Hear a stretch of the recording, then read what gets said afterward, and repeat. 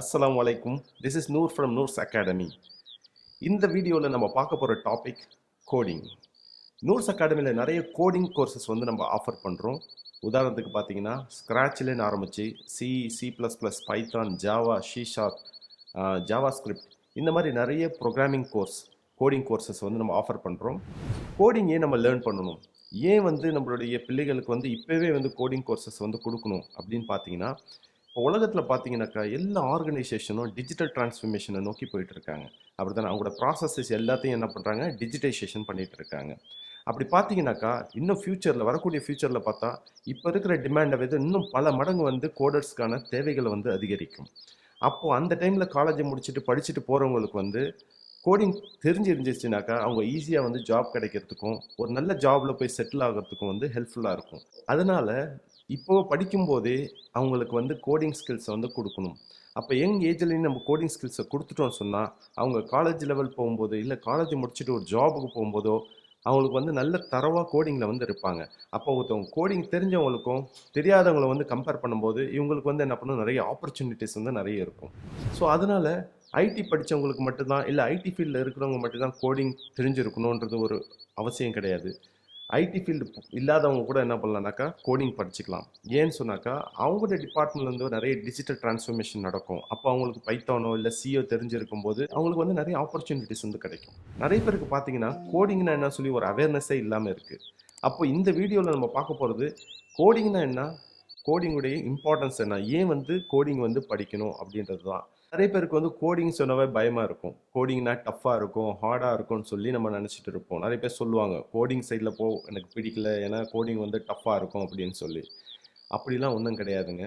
கோடிங்கிறது ரொம்ப ஈஸி. ப்ராப்பராக ட்ரைனிங் கொடுத்தோன்னு சொன்னால் எல்லாராலும் என்ன பண்ணும், கோடர்ஸாக வந்து மாற முடியும். உங்களால் வந்து ப்ரோக்ராமிங் பண்ண முடியும். அதுக்கு தேவையானது ப்ராப்பரான ட்ரைனிங்.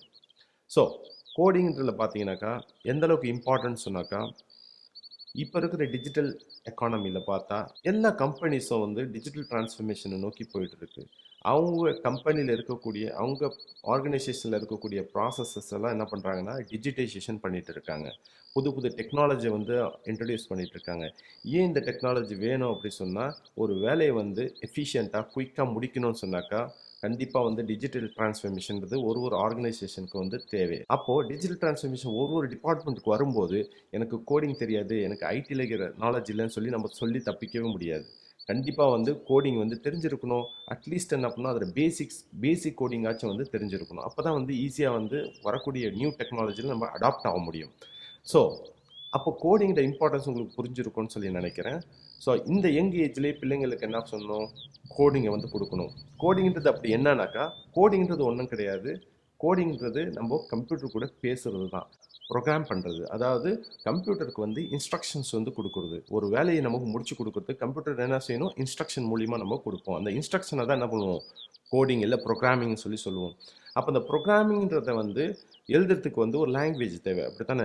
அந்த லாங்குவேஜ் என்ன சொல்லுவோம், ப்ரோக்ராமிங் லாங்குவேஜஸ் அப்படி இல்லை ப்ரோக்ராமிங் லாங்குவேஜ் அப்படின்னு சொல்லுவோம். ப்ரோக்ராமிங் லாங்குவேஜ் என்னென்ன இருக்குது அப்படின்னு பார்த்தீங்கன்னா சி, சி++, ஜாவா, பைத்தான், இதெல்லாம் என்ன சொல்லுவோம், popular programming languages. Programming languages வச்சு என்ன சொல்லுவோம், நம்ம ப்ரோக்ராம் வந்து எழுதுவோம். இந்த ப்ரோக்ராமை எழுதக்கூடியவரை யாருன்னு சொல்லுவோம்னாக்கா ப்ரோக்ராமர் அப்படின்னு சொல்லுவோம். ஸோ நூர்ஸ் அகாடமியில் நிறைய ப்ரோக்ராமிங் லாங்குவேஜஸ் வந்து ஆஃபர் பண்ணுறோம். அதில் ஸ்க்ராட்ச்லேருந்து ஆரம்பித்து, அதாவது ரொம்ப யங் ஏஜ் கிட்ஸ் இருக்காங்கன்னு சொன்னாக்கா, இப்போ தான் 5th 6th 7th படிக்கிறாங்கன்னா அவங்களுக்கு ஸ்க்ராட்ச்லேன்னு சொல்லி ஸ்டார்ட் பண்ணலாம்.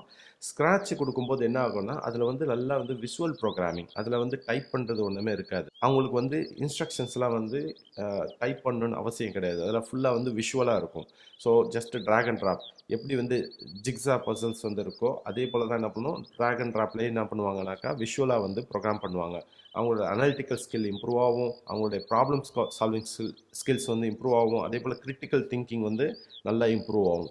ஸோ இதை முடிச்சதுக்கப்புறம் என்ன செய்யலாம்னாக்கா அவங்க பைத்தானோ இல்லை சி ப்ரோக்ராமிங்கோ படிக்கலாம். அப்போ சின்றது mother of all language, all programming language சொல்லி சொல்லுவோம். ஏன்னா சி ப்ரோக்ராமிங் படிச்சிட்டிங்கன்னா மற்ற லாங்குவேஜ் எல்லாமே ஈஸியாக இருக்கும். அது அவங்க பைத்தானாக இருக்கலாம் இல்லை ஜாவாவாக இருக்கலாம். எந்த ப்ரோக்ராமிங் லாங்குவேஜ் படித்தாலும் சியை முதல்ல படிச்சிட்டிங்கன்னா, சி ப்ரோக்ராமிங் முதல்ல படிச்சுட்டா அது ரொம்ப வந்து ஈஸியாக இருக்கும். அதனால தான் நம்ம வந்து ஸ்டூடெண்ட் ஒருத்தவங்க என்கொயரிக்கு வராங்கனாக்கா அவங்களுக்கு நாங்கள் ரெக்கமெண்ட் பண்ணக்கூடியது எதுனாக்கா சி லாங்குவேஜ். சி ப்ரோக்ராம்லேருந்து தான் மற்ற லாங்குவேஜ்லாம் என்ன பண்ணுறது, சின்டாக்ஸ் வந்து டிரைவ் பண்ணி வருது. ஸோ எல்லா லாங்குவேஜ் மற்ற லாங்குவேஜ்லாம் பார்த்தீங்கன்னாக்கா ப்ரோக்ராமிங் லாங்குவேஜ் சிலேருந்து தான் வந்து டெரைவ் ஆகி வந்திருக்கு. சில சின்டாக்ஸ் எப்படி இருக்குமோ அதே போல தான் அதில் இருக்கும்.